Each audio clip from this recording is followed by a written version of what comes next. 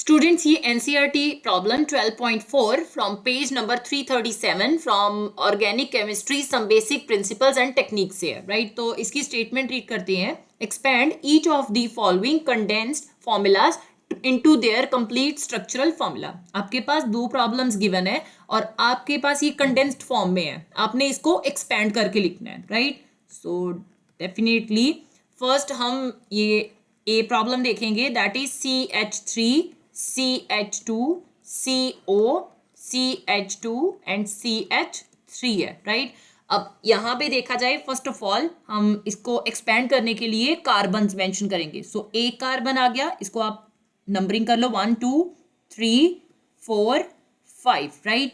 अब एक carbon and now carbon 2 carbon 3 carbon 4 and carbon 5 आ गया, राइट। अब कार्बन 1 जो है इसने हाइड्रोजन के साथ, 3 हाइड्रोजन के साथ बॉन्ड बनाया हुआ है। सो डेफिनेटली एक हाइड्रोजन, 2 और 3। कार्बन 2 ने 2 हाइड्रोजन और 2 कार्बन के साथ बॉन्ड बनाया है, तो डेफिनेटली आप मेंशन कर दोगे 2 hydrogen over here.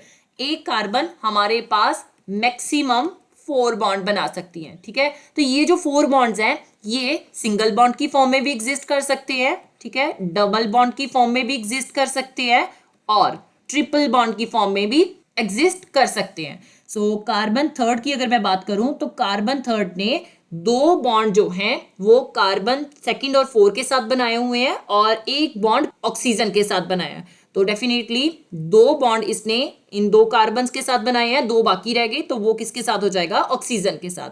That's why यहाँ पे C डबल बॉन्ड O आ रहा है। कार्बन 4 देखा जाए तो कार्बन 4 ने 4 बॉन्ड क्रिएट किए हुए हैं, कार्बन 3 के साथ भी और कार्बन 5 के साथ 2 बॉन्ड आ गए, राइट। और 2 हाइड्रोजन प्रेजेंट है, तो वो 2 हाइड्रोजन आप यहाँ पे मेंशन कर दोगे। कार्बन 5 के 3 हाइड्रोजन के साथ बॉन्ड एग्जिस्ट कर रहे हैं, राइट, और एक कार्बन 4 के साथ एग्जिस्ट कर रहा है। तो ये आपके पास एक्सपेंडेबल फॉर्म आ गई इस मॉलिक्यूल की। अब हम सेकेंड मॉलिक्यूल देखते हैं, that is CH3 CH double bond CH CH2 thrice CH3। ये जो CH2 थ्राइस है इसका मतलब है कि ये जो CH2 है इसको आपने 3 टाइम्स लिखना है। फर्स्ट ऑफ ऑल हम इसे एक्सपेंड करके लिखते हैं। सो CH3 CH double bond CH, इसे आप 3 बार लिखोगे, CH2 CH2 एंड CH2 आ गया और लास्ट में CH3 मेंशन करोगे। अब इसे एक्सपेंड करने के लिए हम नंबरिंग कर लेते हैं कार्बन्स की। सो 1 2 3 4 5 6 7, देयर आर 7 कार्बन्स, ठीक है। So carbon 2 3 4 5 6 7।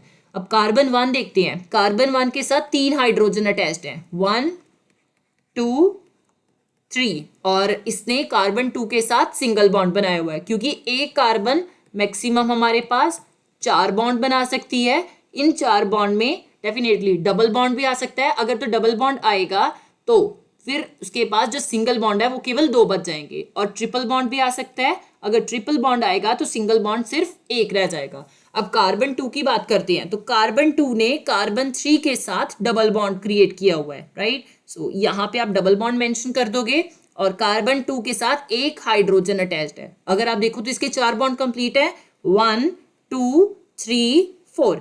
कार्बन थर्ड की बात करें तो कार्बन थर्ड ने कार्बन 2 के साथ एक डबल बॉन्ड क्रिएट किया हुआ है और इसने एक कार्बन 4 के साथ सिंगल बॉन्ड क्रिएट किया है। बाकी रह गया एक बॉन्ड, वो इसने हाइड्रोजन के साथ बनाया है। कार्बन 4 की बात करें तो कार्बन 3 के साथ इसने एक सिंगल बॉन्ड क्रिएट किया हुआ है, राइट, और कार्बन 5 के साथ भी एक सिंगल बॉन्ड आ रहा है। बाकी रह गई 2 बॉन्ड, वो इसने हाइड्रोजन के साथ बनाए हुए हैं, राइट। कार्बन 4 से अब हम कार्बन 5 की बात करते हैं। कार्बन 5 ने डेफिनेटली कार्बन 4 के साथ और कार्बन 6 के साथ सिंगल सिंगल बॉन्ड क्रिएट किए हुए हैं। बाकी 2 बॉन्ड रह गए, वो इसने हाइड्रोजन के साथ बनाए हुए हैं, राइट। अब हम कार्बन 6 की बात करते हैं, तो कार्बन 6 ने भी सेम वे में कार्बन 5 के साथ और कार्बन 7 के साथ सिंगल बॉन्ड क्रिएट किए हैं और 2 बॉन्ड जो रह गए हैं वो इसने हाइड्रोजन के साथ बनाए हैं। कार्बन 7 की बात करें तो इसने एक बॉन्ड कार्बन 6 के साथ क्रिएट किया हुआ है सिंगल, 3 बॉन्ड रह गए, वो इसने 3 हाइड्रोजन्स के साथ बनाए हुए हैं।